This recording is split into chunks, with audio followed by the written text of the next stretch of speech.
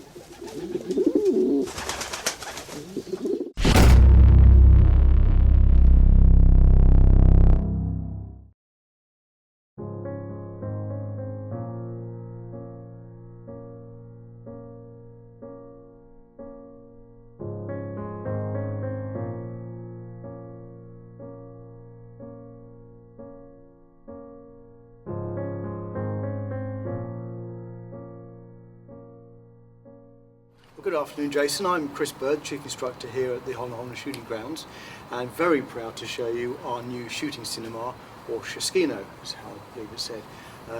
It's just been made by a company from Germany who are the leaders in this sort of system. We live fire on footage of film footage, as you see, downrange, with whatever rifle, your own or ours. We've got a couple of our Blaster 308s here for you to use.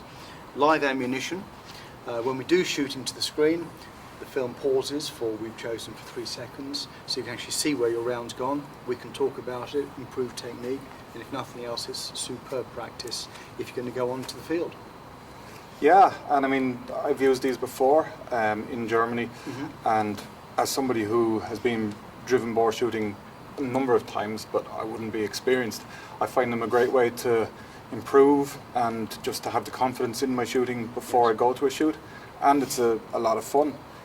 But I mean, one thing that I think is essential for English hunters who want to go and shoot driven boar or any form of driven game is they should come along and do something like this and get some instruction, because I know myself, I'm both a shotgun shooter and a rifle shooter, but this combines the basics of both, but there's definitely some extra tuition and some extra learning that needs to be undertaken before you can confidently go out and be sure that you're going to do it ethically and properly and professionally.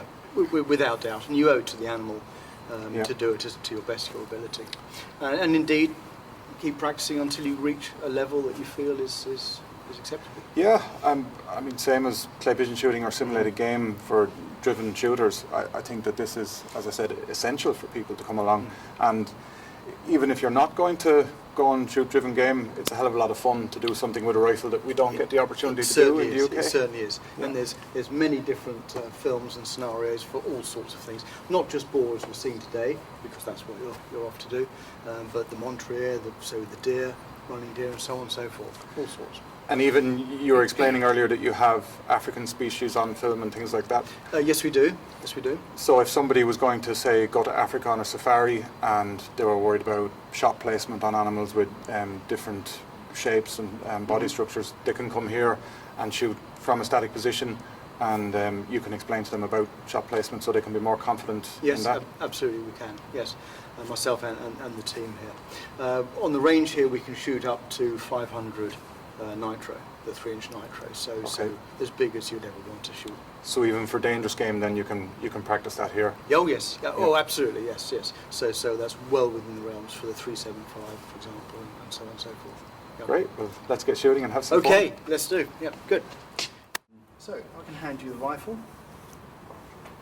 and just run through all that so you're quite familiar. So first of all, as I say, bore is clear. We can see both into the chamber and into the magazine. So if you push it forward, safety forward, that's now ready to fire. Okay, comfortable with that? Yep. Now if you close the bolt onto an empty chamber, bring the rifle to your eye, you notice the red dot. Now that is adjustable intensity of that dot on the side here. Okay. As a general rule, you want it as dull as you're comfortable with. Okay. Okay?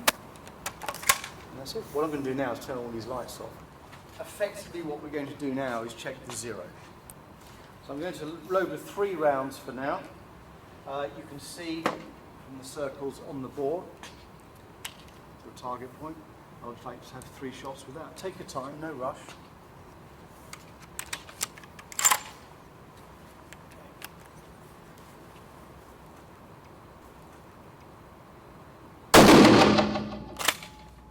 So what you can see, as you shot, a red dot has appeared. You see it just slightly high left of the mark? Yep. Have another shot, we'll effectively go through.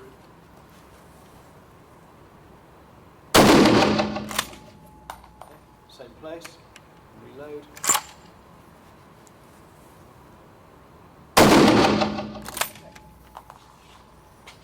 So what we'll do is we'd adjust that to suit you. Yeah? Okay. Jason now switches to the Swarovski Z6i to see how he fares on some moving targets.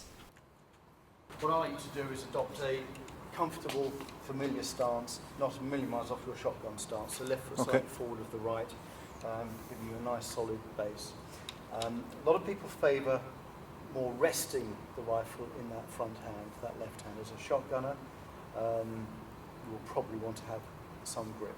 But once you actually mount the rifle, it's the whole body must rotate, so it's not just the arm pushing it. Okay. So you really get that feeling of rotating completely. Base technique on the boar would be to come up through its back leg, from there through the body. Now as a shotgun shot, you will have more success initially with some form of maintained lead system on this range. But in the field, because of all the various different angles and speeds, you're going to be much better off coming up through the back leg or just into its belly, if you like, into the animal, then through there and shooting as he passes nose. Okay. That's a bit of a generalisation, but see how you get on with that. 3 rounds.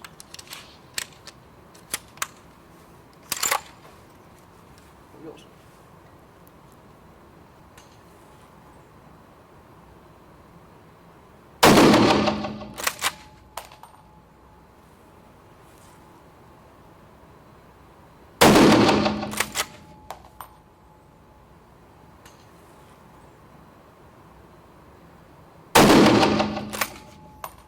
Rifle's clear.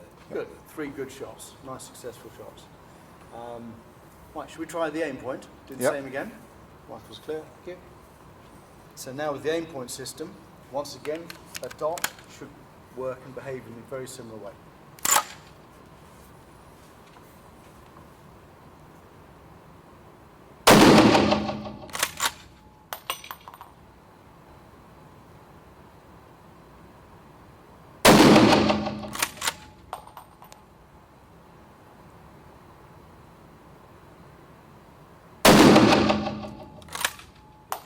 Clear.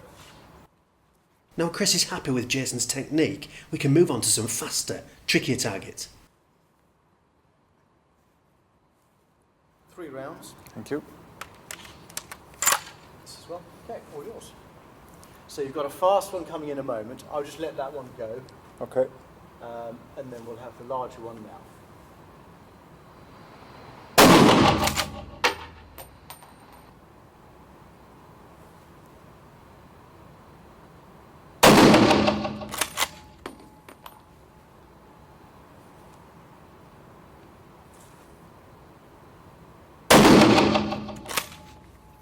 Very good shooting. Good. So you're not going to get a go at your really quick one. Should we wait for it and have a go in a moment? Yeah, if you like. He's a little bit quick. It's extremely quick, actually.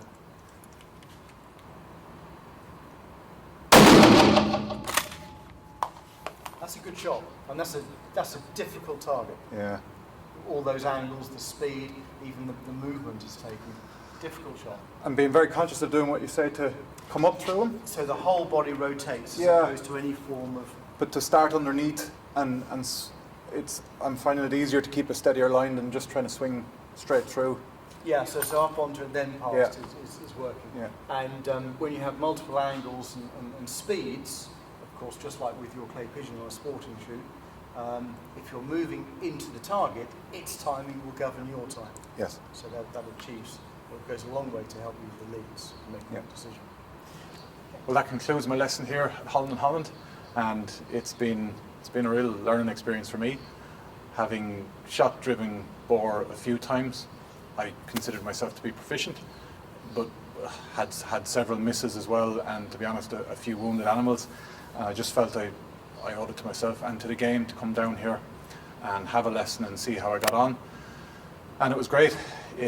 First of all, it was a lot of fun, but secondly, it highlighted some serious flaws in my technique, and the cinema here really shows how those flaws are affecting your shooting. And it was great to have somebody like Chris here, a really experienced instructor. He was able to diagnose the issues that were causing these problems and fix them, technique to fix them. My main one was I was just sort of using my arms to move the rifle instead of moving from my hips. And once I got that going, I could see my swing was an awful lot steadier. The red dot in the little Swarovski was just running a smooth plane. I could apply my lead a lot easier and concentrate on squeezing the trigger rather than pulling it as the dot was going in a more erratic motion as I tried to get on the target, which is what I was doing before. So yeah, not only is it a lot of fun, really educational, and it really highlighted to me the effect that getting sighted or seeing a big group of animals can have. When Chris put on the scene that had quite a lot of boar in it, and he encouraged me to really have a go into the magazine and try and shoot as many pigs as I could. I made some mistakes. I had a couple of bad shot placements, and I even shot at an animal that had another animal behind it. I just got excited, got carried away, and it taught me a lesson that, I mean, even experienced shooters, you can get excited, you can get it wrong, and coming down here can highlight that fact and just encourage you to use a little bit more restraint when you're doing this and when you go forward and do it for real on live boar.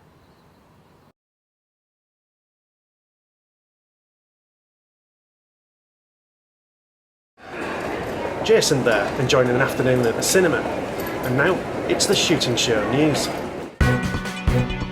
This is the Shooting Show News.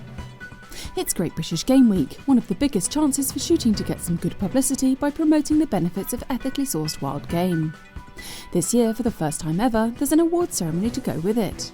The Eat Game Awards are now open for nominations in categories such as Best Game Restaurant, Best Game Pub, Best Game Farmers Market Stall, Game Butcher and Game Hero.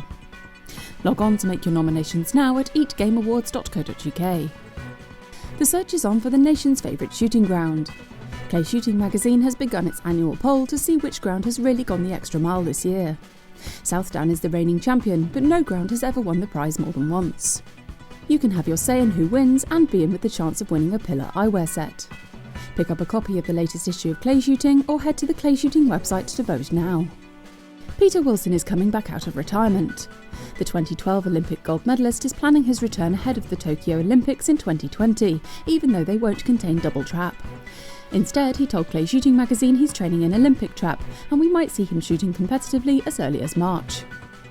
And finally, the UK may be bird flu free once again, but shooting organisations have published new advice to make sure it never comes back. The new standing advice is a general set of pointers rather than a time-specific requirement relating to an outbreak. It urges all game bird keepers to make contingency plans now in case their birds are ever caught up in movement restrictions in the event an outbreak happens again. Download it from basque.org.uk. That was the Shooting Show News. Well, that's it for this week. Thanks for watching. Please like us on Facebook and follow us on Twitter. And if you're not a member of Basque, it's time to join now. Basque, looking after your sport, looking after you. This has been The Shooting Show.